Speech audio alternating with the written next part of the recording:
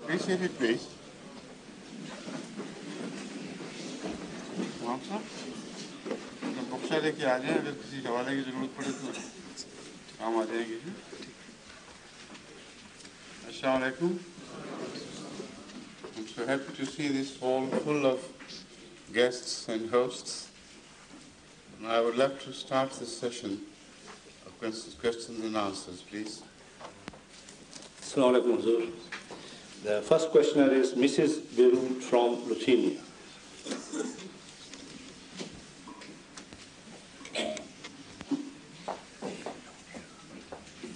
Assalamu alaikum. I would like to ask you two questions closely related to each other. One of them, knowing the exceptional birth of Jesus Christ, can we place him higher than other prophets? And second question, if the Christians place Jesus so high, what is, to your mind, the main reason that they completely deny him in their everyday life and behavior? Thank you very much. I think this question should have been best answered by some Christians rather than me, because they know the intricate reasons why they have to do it. But I can only offer a guess.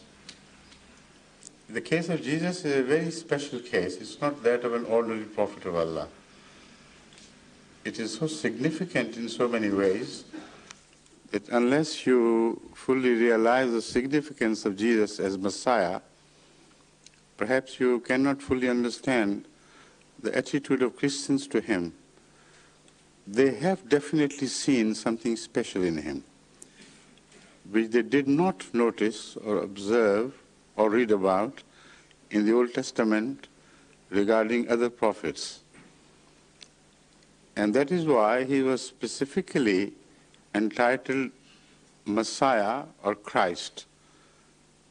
So if every prophet shared this with him, he should have also been referred to as a Messiah and a Christ. So the important thing is that what was the significance of this title? And if the significance is correctly understood, then you can only revere such a person to the degree of his true status understood by the title. If you do not understand the significance correctly, then you may go on looking for things which were not meant by God, and may imagine things about the person which did not relate to his reality. So with the case of Christians, I think this second alternative is at work. The significance of Jesus should have been understood with reference to his original reality as he appeared. And what specific task did he perform in the Judaic history, which singles him out as not only as a prophet, but a person holding another status or a position, or let's say, delivering a mission which was not delivered before. And that can be well understood in relation to Jesus' own attitudes, rather than what people of later ages thought about him. A few things are very clear to me. Number one, that Jesus did not change the book, nor did he ever claim to have changed the book. What he changed was attitudes. And the most significant change he brought about was attention to the shell, to change our attention from the shell to the spirit. It was the substance which he emphasized.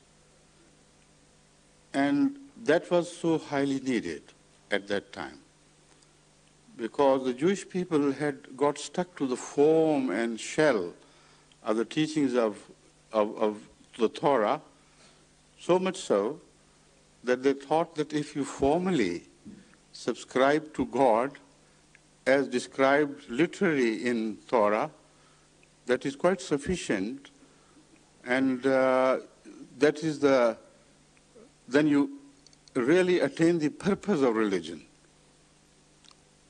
By performing, for instance, in the case of Muslims nowadays, we see, if you just perform the prayer, but walk out of the mosque as empty as you entered, if you perform the prayer at home as well, but it does not bring about any real change in your spiritual nature and your attitude to God and attitude to His creation. This is just form. This is also a sort of idol worship. It is so close to idol worship that the Jews repeatedly committed the mistake of worshipping a God which could be presented to them visually, which had a formal existence. So this attitude, when hardened, although it hardened around the concept of unity of God, but remained a mere shell, no more. So that is against which Jesus Christ launched a great movement. And it was his emphasis on the substance and spirit of things which ultimately led St. Paul to completely misunderstand him. While those who were directly instructed by him under his own personal spiritual example, they disagreed with Paul and took up a cudgel for a long time for retaining the form as well as spirit and substance.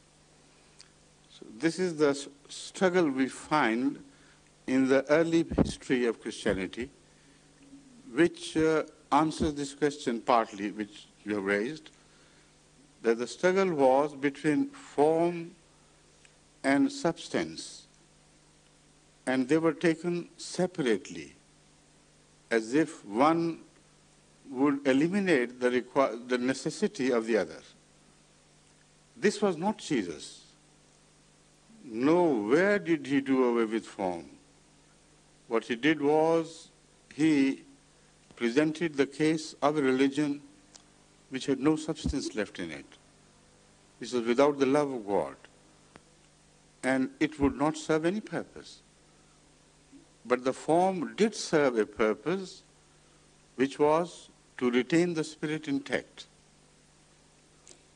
So unfortunately, the division took place between the two extremists. One who saw Jesus as emphasizing the spirit, the others who considered him to have abandoned the form altogether. So when they turned to spirit, then what was left of spirit? There, a new personality of Jesus began to emerge. They thought that Jesus had done away with the law so completely and totally that to live in Jesus became religion in itself.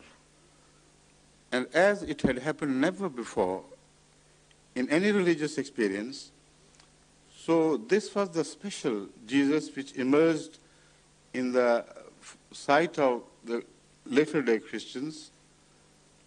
I mean, those who gradually moved away from the spirit of Jesus, that they thought he must have done away with the form, disposed of the Sharia or the law, so that man could live by his own spiritual entity in himself. And if that spiritual entity of man was at one with the spirit of Jesus, that is holiness, and that is all Jesus brought. So he stood higher above all prophets of Allah, according to them, because by the intricate thinking of Pauline philosophy, he delivered man not from sin, but from the form of Sharia. Then sin